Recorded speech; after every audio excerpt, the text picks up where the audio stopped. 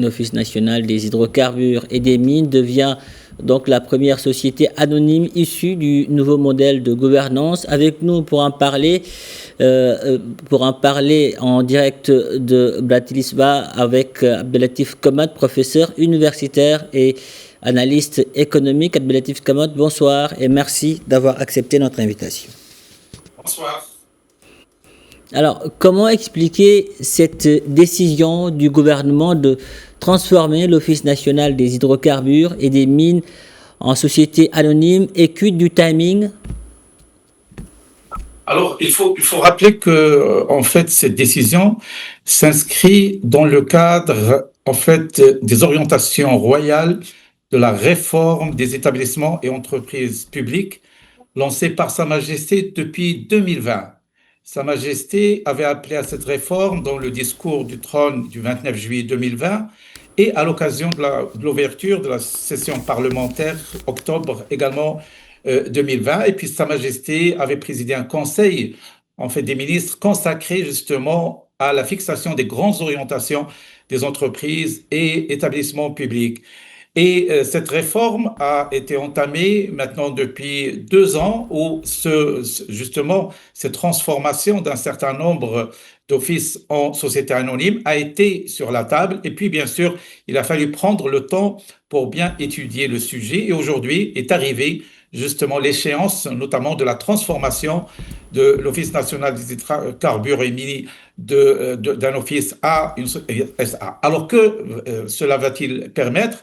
Alors, bien sûr, cela aura un impact sur la gouvernance parce qu'il s'agit dorénavant, en fait, de manager cette institution comme une entreprise qui va chercher la performance, qui aura une certaine souplesse au niveau des prises de décision, qui aura la possibilité d'aller chercher des financements.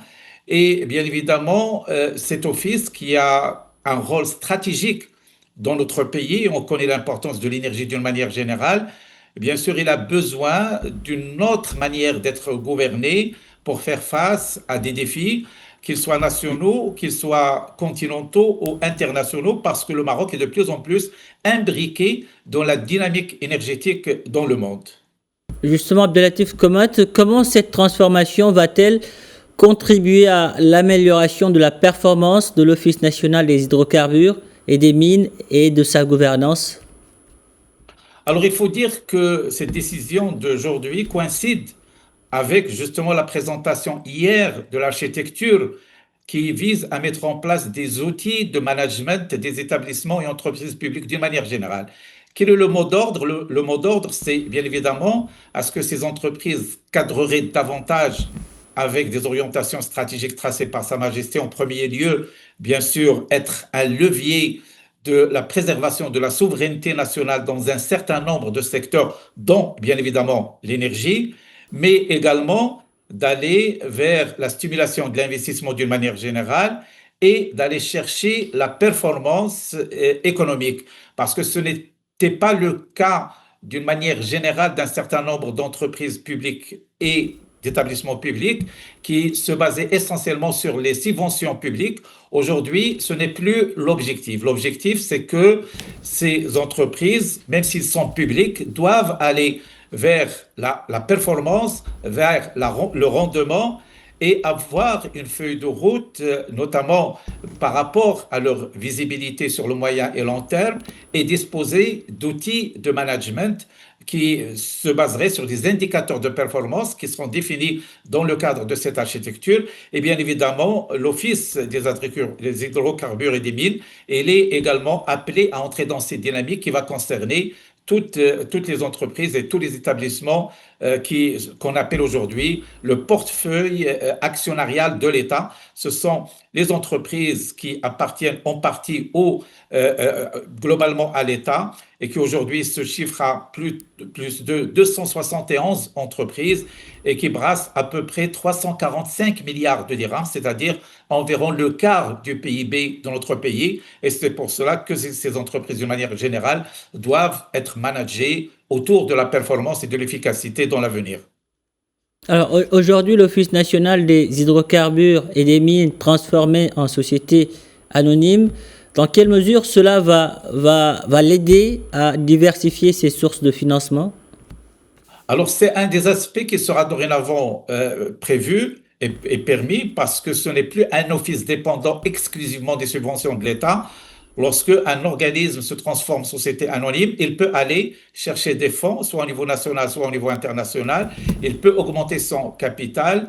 Et bien évidemment, tout cela va permettre à cet office d'être doté de moyens financiers pour faire face à ces échéances qui sont, comme j'ai dit tout à l'heure, d'un enjeu très très important parce que le Maroc aujourd'hui vit une transformation énergétique.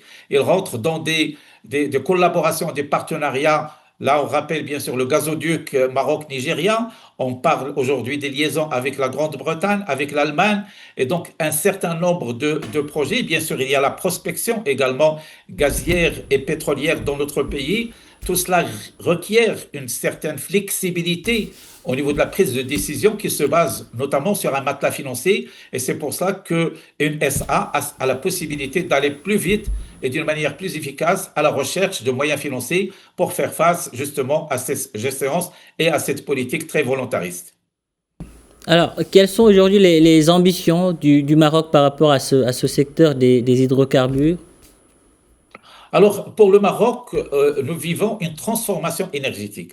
Vous savez que le Maroc prend aujourd'hui un positionnement, notamment au niveau des énergies propres. Vous savez que le Maroc se place comme une plateforme internationale dans le domaine des hydrocarbures, je dirais, au niveau prospection, mais surtout au niveau de l'hydrogène vert. Vous savez qu'il y a sur la table de la Commission stratégique d'investissement des investissements en milliards de dollars dans le cadre justement de l'offre marocaine qui a été d'ailleurs initiée et orientée par Sa Majesté, l'offre Maroc hydrogène vert, et qui a commencé à donner des résultats très très importants. Il s'agit également de la transformation du mix électrique du Maroc qui va passer de 35% sur la base d'énergie propre à 52% à l'horizon 2030. Bien sûr, on a évoqué également le gazoduc Maroc-Nigeria qui est en train d'être mise en place, des liaisons énergétiques avec l'Europe et bien sûr la prospection gazière et pétrolière dans l'offshore du Maroc.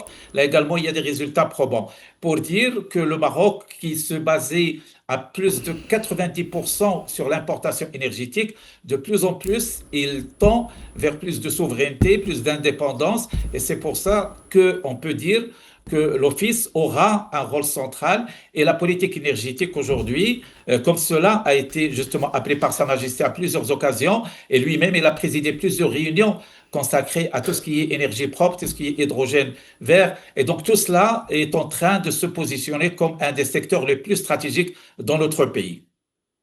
Abdelatif Komat, merci. Merci pour toutes ces précisions. Merci d'avoir répondu à nos questions. Merci à vous.